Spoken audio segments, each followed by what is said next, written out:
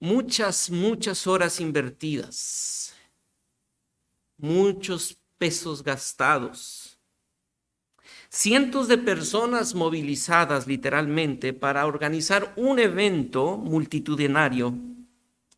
Y la meta era atraer a por lo menos 3,000 personas.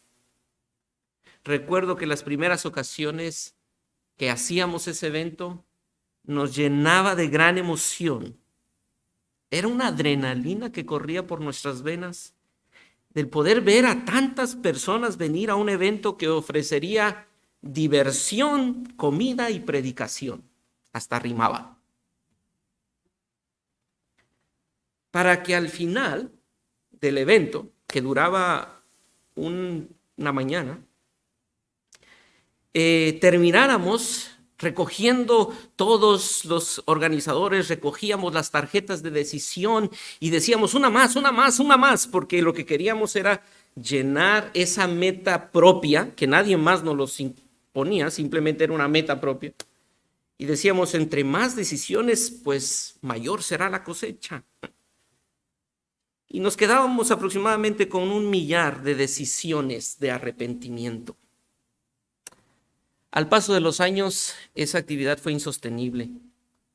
Pero recuerdo que en una ocasión el pastor de la iglesia nos preguntó si podríamos recordar a alguna persona que haya llegado a la iglesia y hubiese dado fruto permanente de arrepentimiento y fe. ¿Y sabe? Una sola persona, no que haya llegado alguna vez a la iglesia, sino que haya dado fruto permanente de arrepentimiento y fe. Y no pudimos tomar a una persona. ¿Por qué? ¿Que acaso no se predicó fielmente la predicación? ¿O la palabra? No. Y no estoy diciendo que esos eventos sean malos. Y espero no se vaya a malentender. Lo que estoy tratando de llevar es que llamar su atención es que tú pienses que el llamado que Dios nos ha dado es mucho más grande que solo generar decisiones en las personas. El llamado que nuestro Señor nos entregó es a compartir el evangelio, pero eso implica más que solamente unos cuantos minutos con el propósito de decirles, si te mueres ahorita te vas a ir al infierno, así que mejor no te quieres ir al infierno, ¿verdad? No, llena esta tarjeta y seguramente ya no te irás al infierno. No, nuestro llamado es mucho más elevado que eso, hermano. Mucho más elevado que eso. El llamado que Dios le entregó a esos primeros discípulos y que también nos entrega a nosotros es mucho más amplio que solo una actividad semanal o una actividad anual o un programa bien estructurado de una iglesia. Así que el evangelismo no es una actividad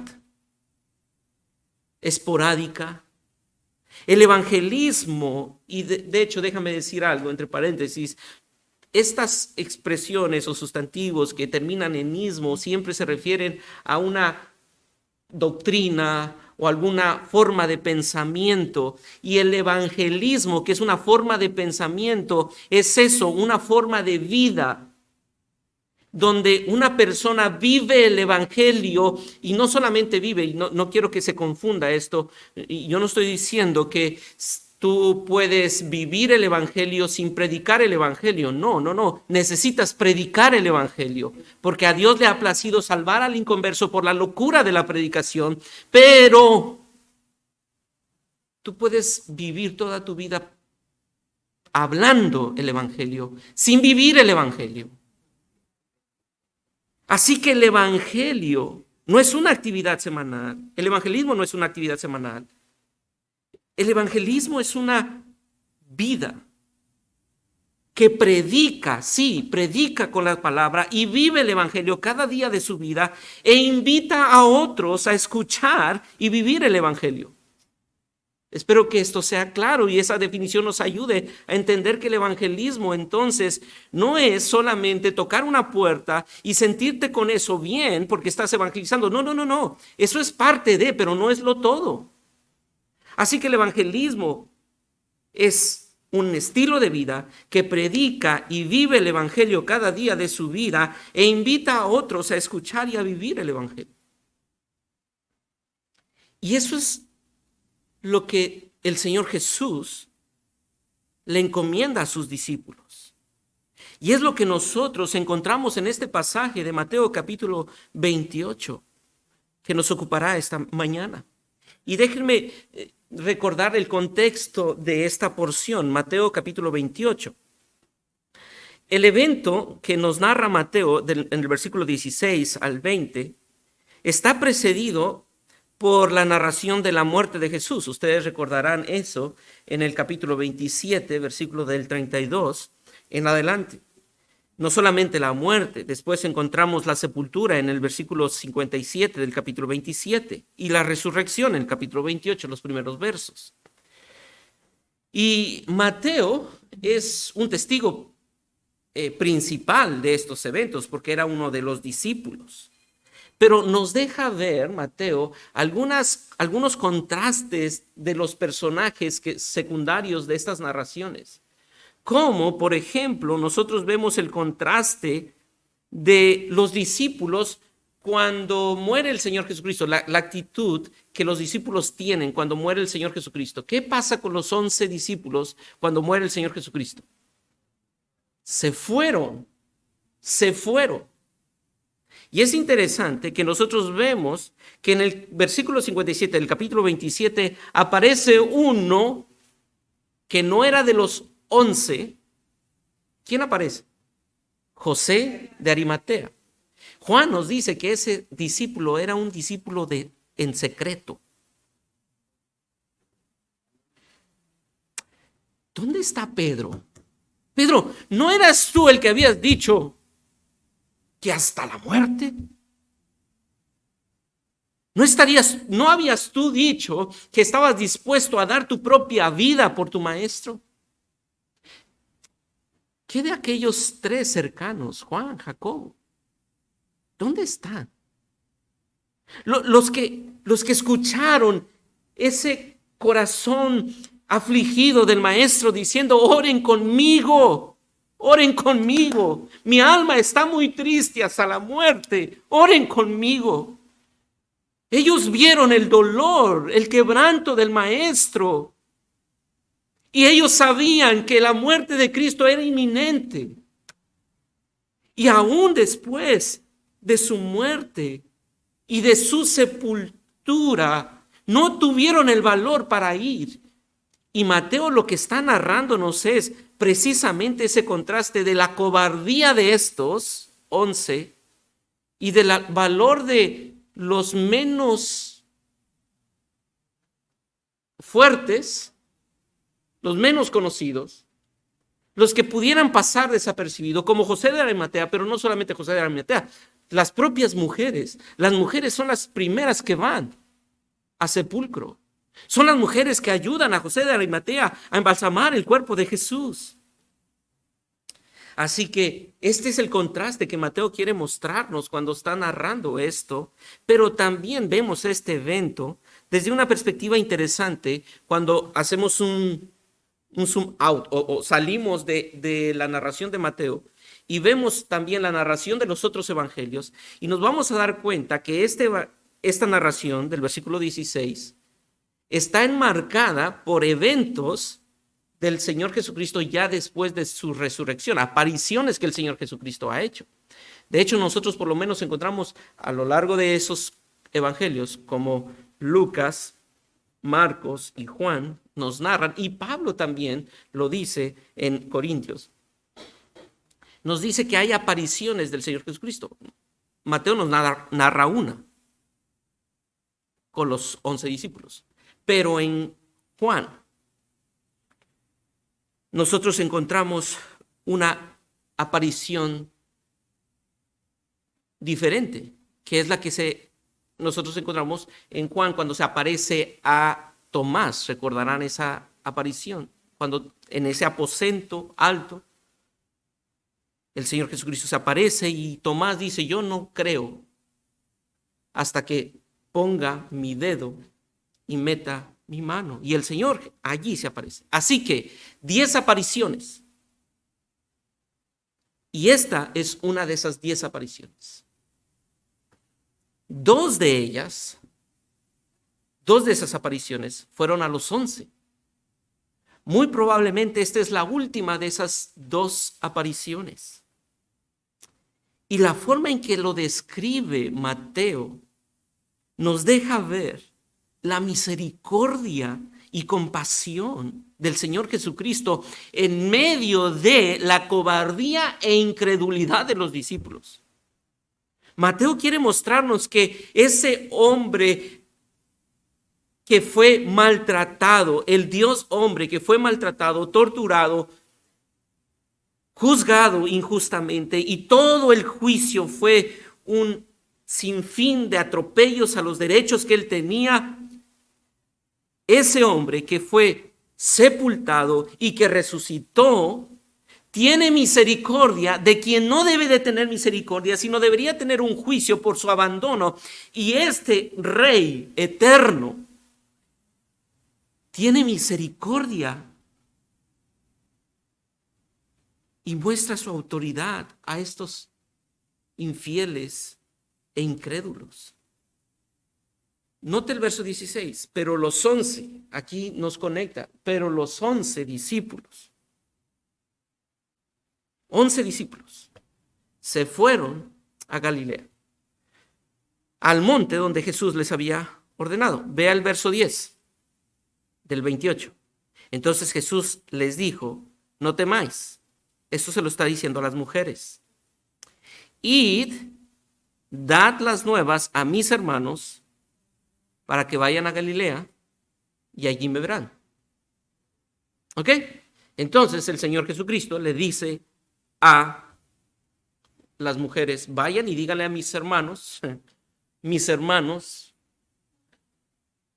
que los habían abandonado, y todavía les dice mis hermanos, sí, dile a mis hermanos que yo los veo en Galilea. Wow. Así que van las mujeres y les dicen: el maestro quiere verlos en Galilea. Y estas mujeres van y le dicen, pero ellos van, y note el verso 17. Y cuando le vieron y le adoraron, pero algunos, ¿qué? Dudaban. Mateo, quisiera que usted apunte, o por lo menos en algún momento vaya a Juan capítulo 20, y en Juan capítulo 20, 24 al 29, nosotros encontramos esa primera aparición de la que hablábamos hace un momento, en ese aposento. Ellos, todos ellos, estaban allí en ese aposento. Y ellos vieron esa manifestación gloriosa donde el Señor Jesucristo se aparece, y ven que Tomás mete el dedo en su mano y mete su mano en su costado. Ellos lo vieron.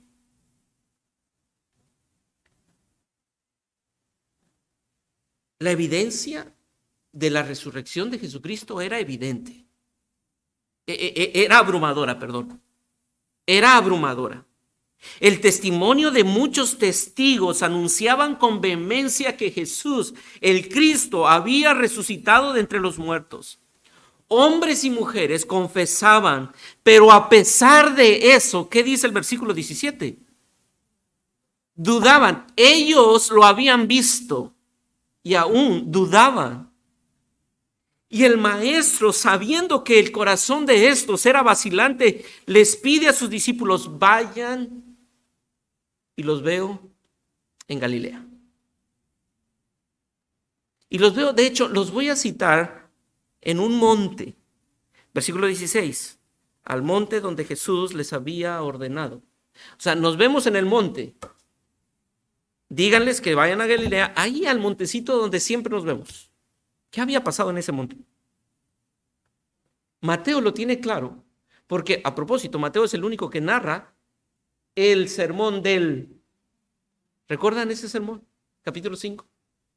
En ese sermón donde el Señor Jesucristo comienza su ministerio público, allí te quiero ver, donde inició nuestra historia. Porque allí termina la historia de este lado de la eternidad. Allí donde ustedes van a seguramente recordar esos momentos emocionantes, esos dulces recuerdos. Fue en ese monte al que Jesús les convocó por primera vez. Y sería en ese monte donde se acercaría a ellos para disipar todas sus dudas y encomendarles lo que él sabía que debía encomendarles. Esa gran comisión.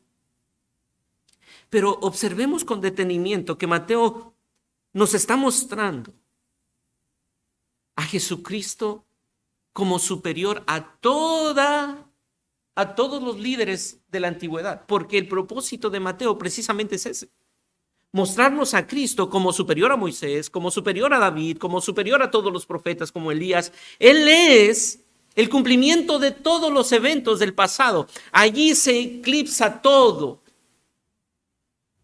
Y precisamente aquí no hay otro hombre que haya resucitado de entre los muertos y que tenga un corazón tan compasivo como el Maestro. Y es lo que Mateo dice: miren al Rey, el Rey verdadero. Este Rey es un Rey que conoce tu incredulidad, conoce tu temor. Y a pesar de eso, ese Rey viene y te busca. Cristo ha resucitado y es un Rey resucitado que sigue mostrando misericordia y compasión, gracia infinita a sus infieles discípulos. No es porque ellos sean valientes que les va a comisionar, porque no hay valentía en ellos. Es porque hay un mensaje que proclamar, que el Rey eterno es misericordioso y compasivo aún a los más infieles como los discípulos. Y en ese contexto, el Señor Jesucristo les dice lo siguiente en el versículo 18: y Jesús. Y es muy interesante la estructura del final del verso 17. Y yo sé que usamos los versos, los números de los versos para ubicarnos, pero en los manuscritos originales no habían versos. Eran solamente cartas. Y Mateo está escribiendo esto con la intención, inspirado por el Espíritu Santo, con la intención de mostrarnos ese contraste. Versículo 17. Y algunos dudaban. Y versículo 18, ¿cómo comienza? Y Jesús se acercó. Dudaban de lo que era evidente y de lo que había evidencia abrumadora, y aún dudaban. Yo les hubiera dicho: quédense ahí, ya me voy. O sea, ¿qué más? Todavía dudan. Y él, versículo 18, se acerca y les da el mandato: toda potestad me es dada en el cielo y en la tierra. Por tanto, id y haced discípulos a todas las naciones. Y en un momento explicaré el verso 18, pero en el verso 19 nosotros encontramos el mandato. Y sé que nosotros vamos a ver el verso 18. Y ese por tanto nos conecta inmediatamente. Pero te quiero pedir, por favor, que por unos minutos me permitas usar algunos términos técnicos del idioma original. No porque sea experto, sino simplemente porque creo que es importante señalarlo para entender el mandato. Ok, entonces dijimos, el rey es un rey que es superior a todos los profetas y todos los líderes del pasado, como Moisés, David, Abraham, los profetas como Elías, Isaías. Él es superior porque es un rey resucitado que se compadece de estos incrédulos. Y a estos él se acerca y les va a dar un mandato. Y en ese mandato nosotros encontramos lo que vemos en el versículo 19. Id y haced discípulos a todas las naciones, bautizándolos en el nombre del Padre, del Hijo y del Espíritu Santo, enseñándoles que guarden todas las cosas que os he mandado. Este es el mandato. Ahora, cuando lees el pasaje, te das cuenta que por lo menos hay 4 verbos. 4 verbos. Yo sé que no estamos en escuela y no estamos en clases de español, pero ayúdenme a encontrar esos 4 verbos, que son acciones que los discípulos tienen que hacer. Número 1, id. Número 2, haced. Número 3, bautizar y enseñar. Muy bien, 4 verbos. 4 verbos. Esos verbos son importantes para entender el pasaje. Pero hay uno de ellos que es el verbo principal. Y sabemos que es el verbo principal porque está en forma imperativa.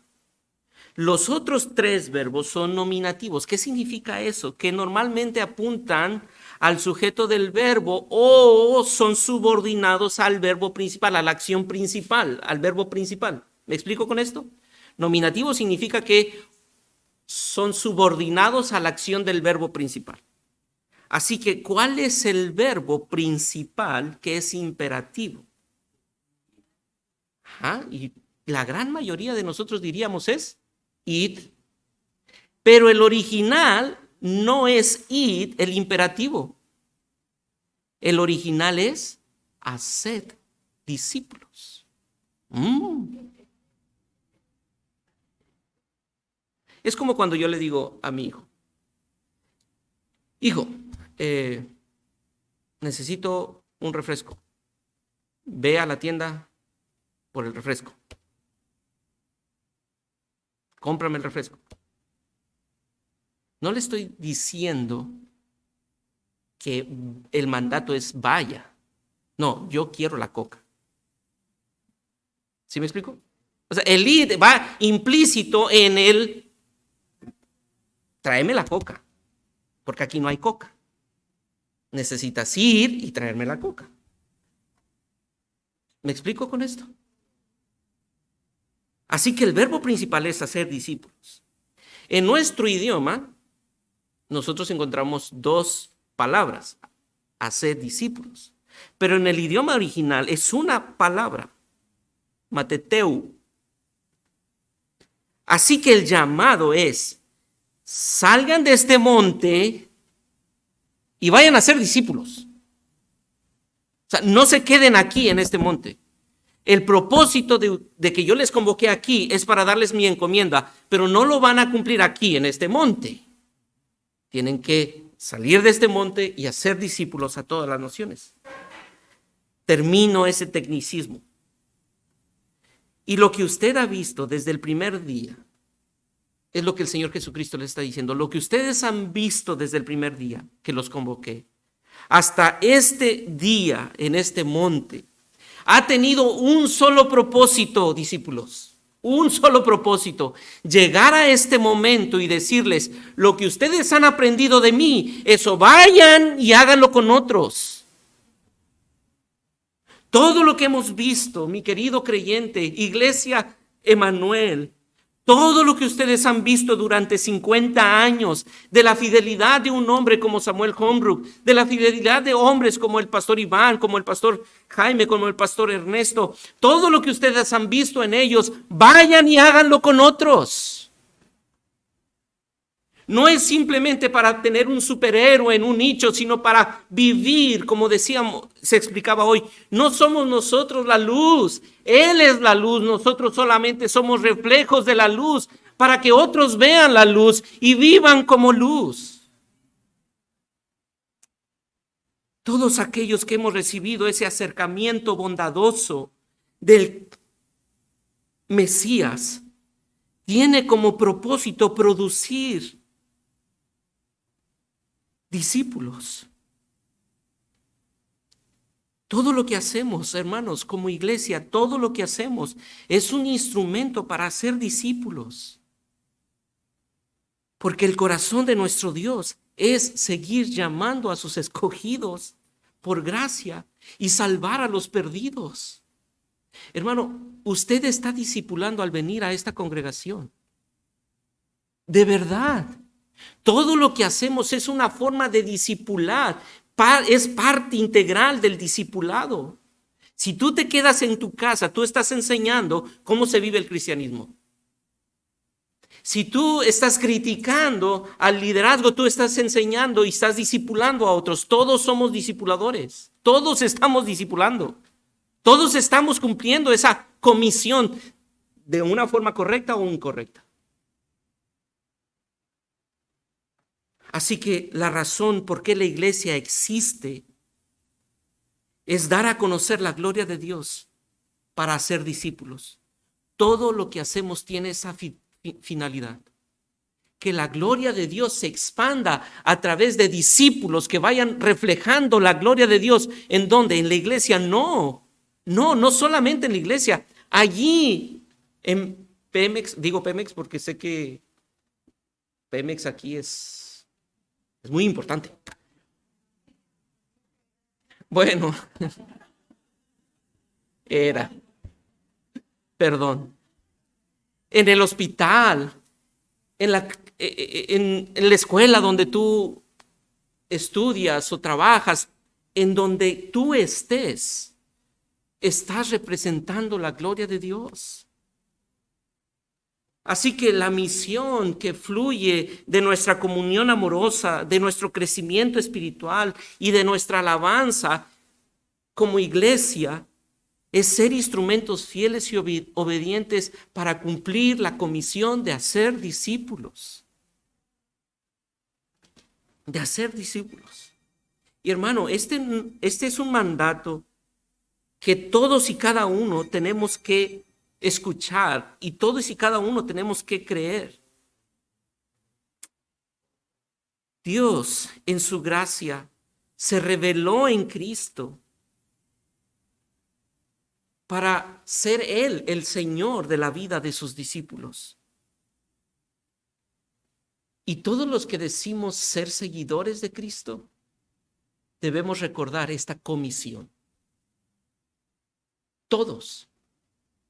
No hay uno solo que aquí se escape de este mandato.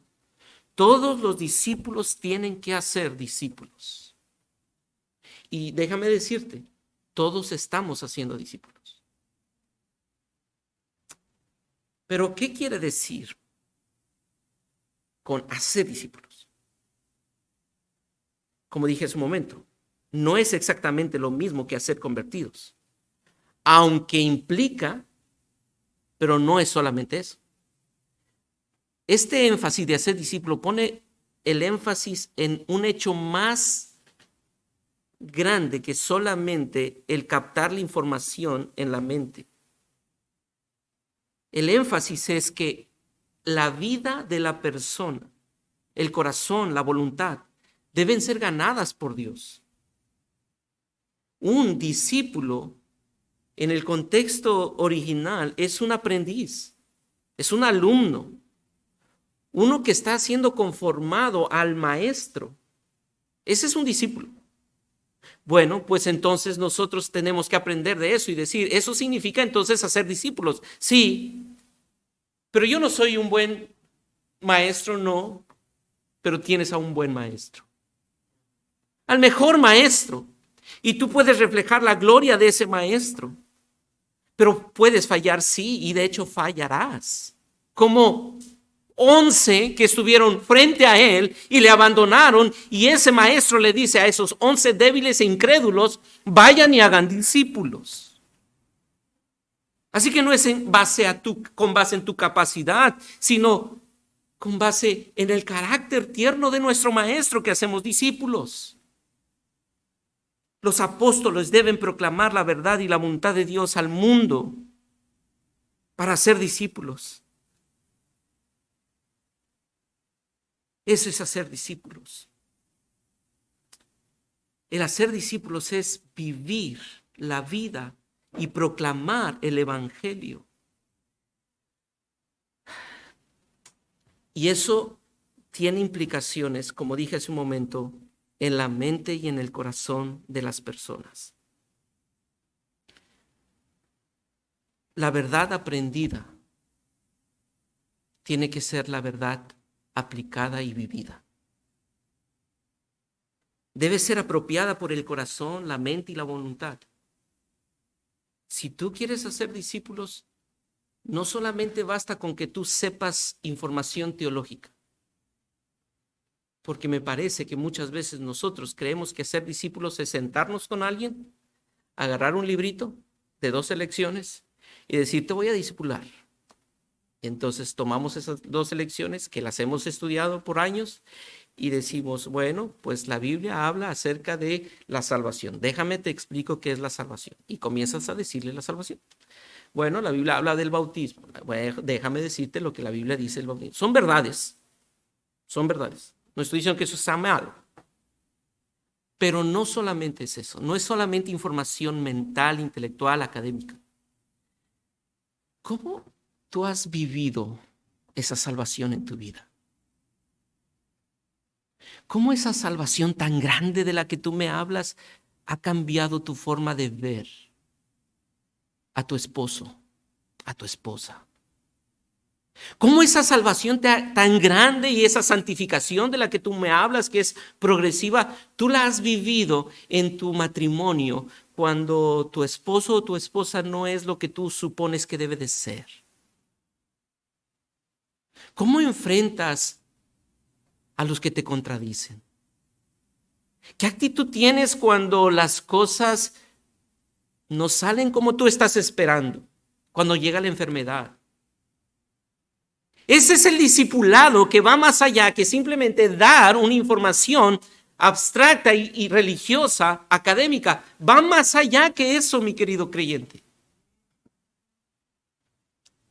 El discipulado es alguien que estamos moldeando al carácter de Cristo a través de mi ejemplo para que ellos vean, no que yo sea perfecto, sino que lucho igual que él, como decía el pastor Samuel hace un momento, con mi hijo y le digo, hijo, yo también me enojé contigo, te estoy regañando porque te enojaste con tu hermano, pero estoy igualmente airado contigo como tú estabas con tu hermano y los dos estamos pecando contra Dios. Pero sabes, el evangelio es poderoso para transformarnos a ti y a mí. Y hay perdón suficiente porque la gracia de Dios se manifiesta en Cristo para decirme, yo puedo perdonarte a pesar de tu rebeldía, Luis. Eso es el evangelio, ese es el discipulado, el que alguien se meta a mi vida y yo me meta a la vida de él y juntos caminemos tratando de ser cada día más a la imagen de Cristo. Por eso no hay discipulado express. No es un programa que inicia a las 6 de la mañana y termina a las 7. Hermanos, Dios les bendiga, nos vemos la siguiente semana y traigan sus libros, ¿ok? ¿Y qué decimos? Estamos discipulando. No, hermano, y es parte de, pero no lo es todo. No te sientas satisfecho con cumplir eso.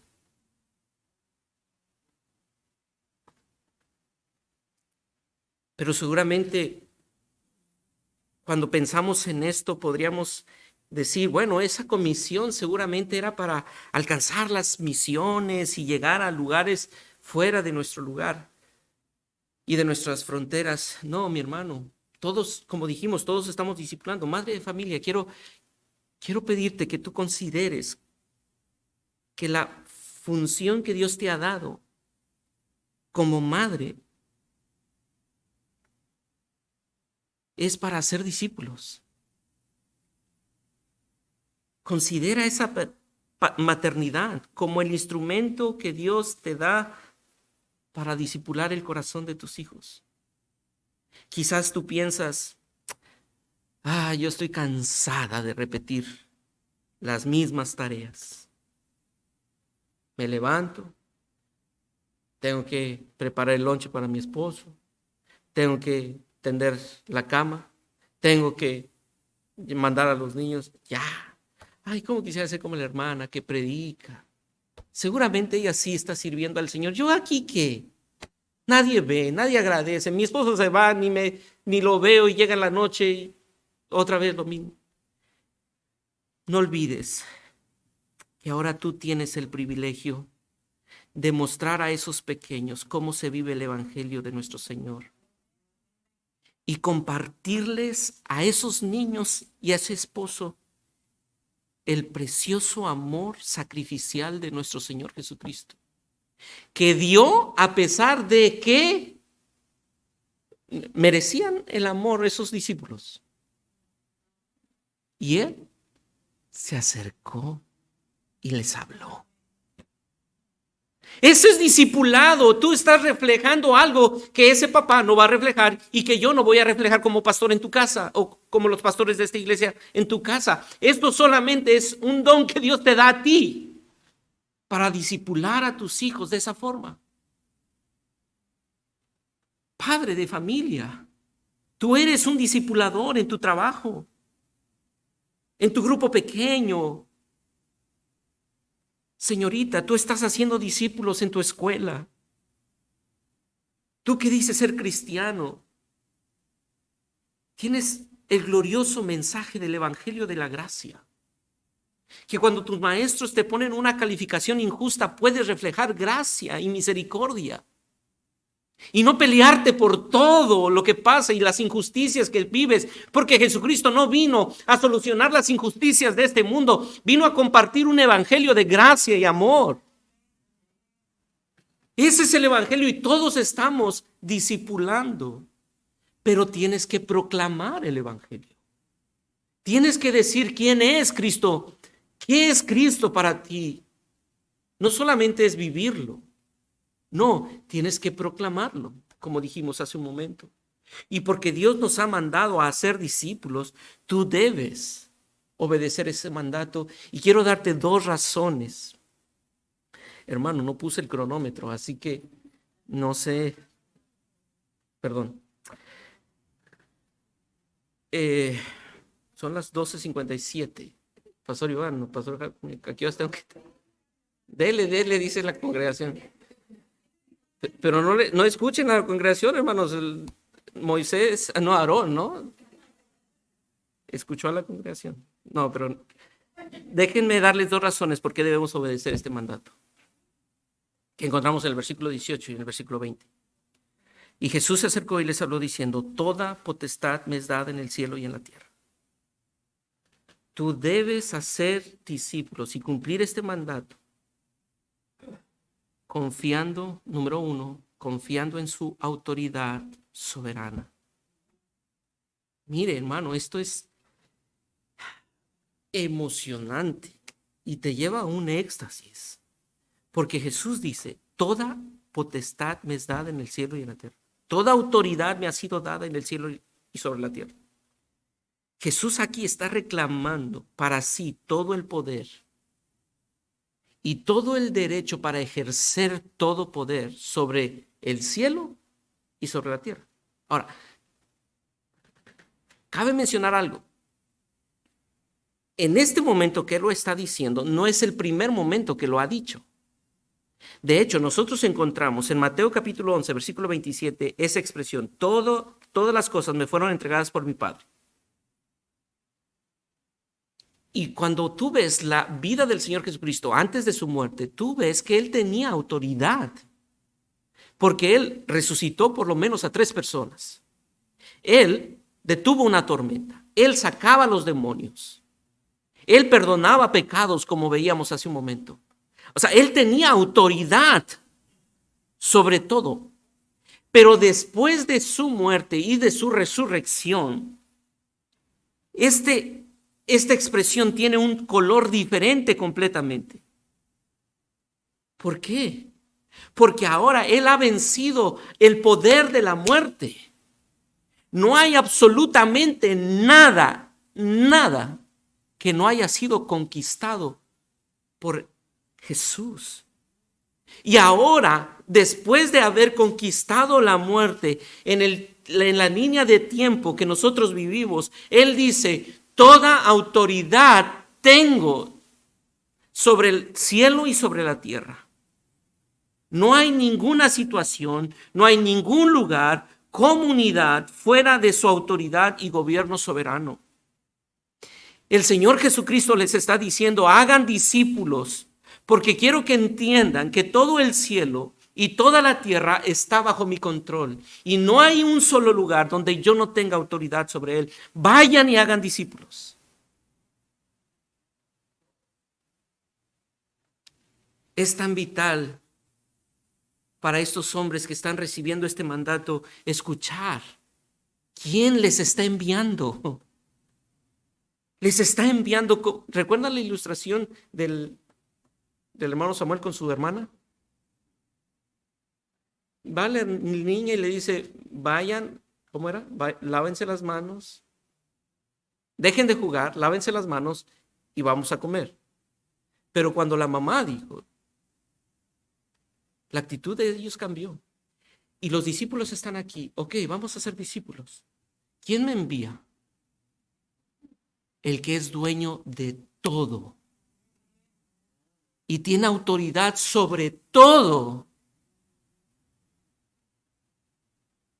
Las promesas de Dios se van a cumplir porque Él es el dueño y el soberano sobre todo.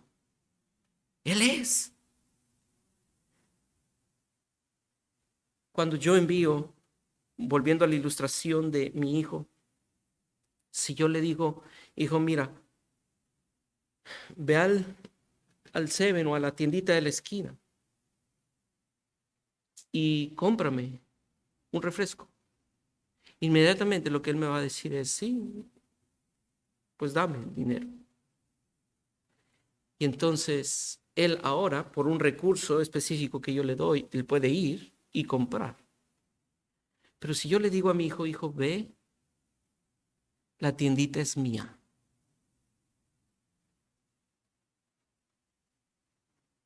Él no tiene nada que llevar. Es mía. Él puede tomar todo porque es mía. Tengo autoridad sobre todo, es mía. Y los discípulos están allí temerosos, dudosos, pusilánimes, diciendo, nosotros, de verdad, nosotros. Y les dice, vayan, porque toda autoridad es mía.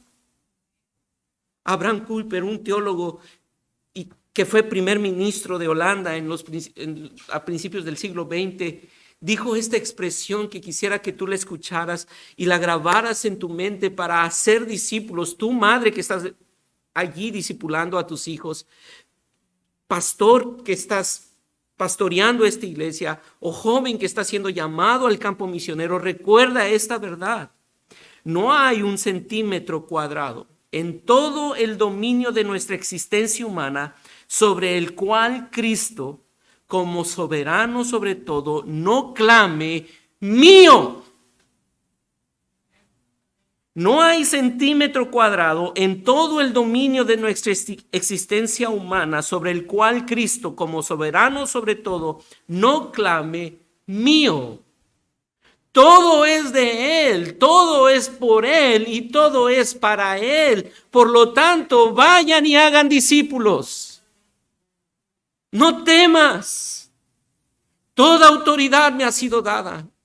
Te he empoderado con mi nombre. Haz discípulos. Esto es emocionante. Saber que no voy yo a hacer lo que tengo que hacer porque a mí se me ocurrió hacerlo, sino porque hay un Dios eterno, soberano, que tiene autoridad sobre todo y puedo decir, esto es lo que Dios dice, punto. Punto. Todos aplauden o todos se resisten. No sé, esto es lo que Dios dice. Y Él tiene autoridad sobre todo. Lo obedezcan o no lo obedezcan, pero esto es lo que Dios dice. Por lo tanto, hagamos discípulos confiando en su autoridad soberana. Pero un segundo punto, Versículo 20. Confiando en su cuidado personal. Mire qué hermoso termina el verso 20. Enseñándoles que guarden todas las cosas que os he mandado. Y he aquí. Y este he aquí es una forma de que el Señor Jesucristo está diciendo, hey, atentos, atentos, atentos, recuerden algo. Porque en el versículo 18 les dijo, yo tengo la autoridad, toda potestad me está en el cielo y la tierra, vayan y hagan discípulos. Antes de que se vayan, recuerden algo. ¿Qué les recuerdo? Yo estoy con vosotros todos los días hasta el fin del mundo. Miren, el yo soy, nada menos que el yo soy, estaré con ustedes. Y la estructura de esta expresión nos deja ver que no es un despido como nosotros hacemos. Cuando nos despedimos nos decimos, bueno, nos vemos, hasta luego. No, yo estoy con vosotros todos los días. No voy a estar con vosotros hasta el fin. No. De hecho, pone la descripción bastante clara. Todos los días. No hay día que tú te levantes y que Él no esté contigo. No hay día que tú digas, oh, cuán grande es mi pecado. Y tú puedas acudir a la fuente de gracia y misericordia. Y el que es toda autoridad y toda potestad te dice, hijo, tienes mi perdón. Haz discípulos. Haz discípulos. Porque estoy contigo cada día. En tus mejores días como en tus peores días. No hay día. No hay segundo que Él se separe de ti. Piensa cuán refrescante es esta verdad. Hermanos, nosotros no hacemos discípulos por presión. No haga discípulos. Ay, me están presionando en la iglesia para hacer. No. Tampoco hagamos discípulos porque las almas se están perdiendo. No porque se estén yendo al infierno. ¿Sabe por qué debemos de hacer discípulos? Porque Él está en mí cada día de mi vida para ser sus discípulos. ¿No hay suficiente poder en eso? Que necesitan manipular mis emociones para decir, ay, las almas se están perdiendo, por favor sal y gana almas, ¿qué van a hacer sin ti? No, Cristo no está pensando, ay, no puedo hacer nada si Él no se mueve. No. Él quiere que tu corazón se hinche de pasión al conocerle y decir, cuán grande Dios tengo, que se compadeció de mí y me tuvo por fiel, siendo infiel, para dar a conocer su gloria. No puedo entenderlo, pero lo único que puedo hacer es, ven y conoce al Maestro. Ven y ve cuán grande es Él. Ve cuán misericordioso y soberano es sobre todo. Él está con nosotros cada día. Piensa, mi hermano, en esto y aplícalo. Cada día con tus aflicciones, con tus problemas y dificultades. Pero acompañado por la promesa, mi gracia te es suficiente. No te dejaré, ni te abandonaré. Y esto continúa hasta el final o hasta la consumación de nuestra era. Él es nuestro todo. No hay absolutamente nada que te haga falta si lo tienes a Él. Y esa es la razón del por qué anunciamos la belleza de su gloria. Porque Él es suficiente. Pero no quisiera terminar así, sin ser fiel a lo que el Señor Jesucristo les dice en el versículo 19. Por tanto, id y hacer discípulos. ¿A qué? A todas las naciones. Hermanos, el Señor nos ha dicho que debemos hacer discípulos en todas las naciones. Le dijo eso a sus 11 discípulos. Ahora, ¿llegaron esos discípulos a todas las naciones? No, no. Pero ellos fueron guiados por la soberana voluntad de Dios. Nosotros vemos en el capítulo 1, versículo 8, que vino el Espíritu y el Señor Jesucristo les dice: tendréis poder cuando haya venido sobre vosotros el Espíritu Santo y me seréis testigos en Jerusalén, en Samaria y hasta lo último de la tierra. Y en el capítulo 8, versículo 1, vemos cómo vino una persecución controlada por la soberanía de Dios y por esa autoridad que tiene sobre el cielo y sobre la tierra, y expande su iglesia a través de una persecución. A Dios le plació hacerlo así. Y la iglesia tuvo que salir. Ahora, nosotros no estamos en una persecución en esta ciudad, hasta donde yo sé. Pero, ¿sabe? Nosotros tenemos que ser catalizadores de las misiones internacionales, la visión de misiones. Todos aquí podemos ser catalizadores de misiones. Hermano, no necesitas salir de este lugar ahora mismo para ser catalizador de visiones. Yo estoy seguro que Dios aquí está levantando a jóvenes con un llamado a servir en alguna iglesia. Aquí mismo hay pastores que van a misiones y que se están preparando para servir en misiones. Y sabes, tú debes estimular a esos hermanos. Tú puedes animar a esos hermanos. Todos aquí podemos apoyar a esos misioneros diciéndole: ¿qué falta? ¿Cómo puedo orar por ti? ¿Hay algún hermano por el cual yo pueda estar orando en esa misión? ¿Hay algo que yo pueda hacer por ese hermano específicamente? Tú puedes dar a la ofrenda misionera. ¿Estás ayudando a través de tus ofrendas misioneras? Hermanos, hay hombres que tú ni siquiera alcanzas a conocer y quizás ni alcanzaremos a conocer, que están entregando su vida literalmente en un campo misionero, donde pasan años tras años y no hay una sola alma que diga: he conocido el Evangelio. ¿Sabes cuán difícil es eso?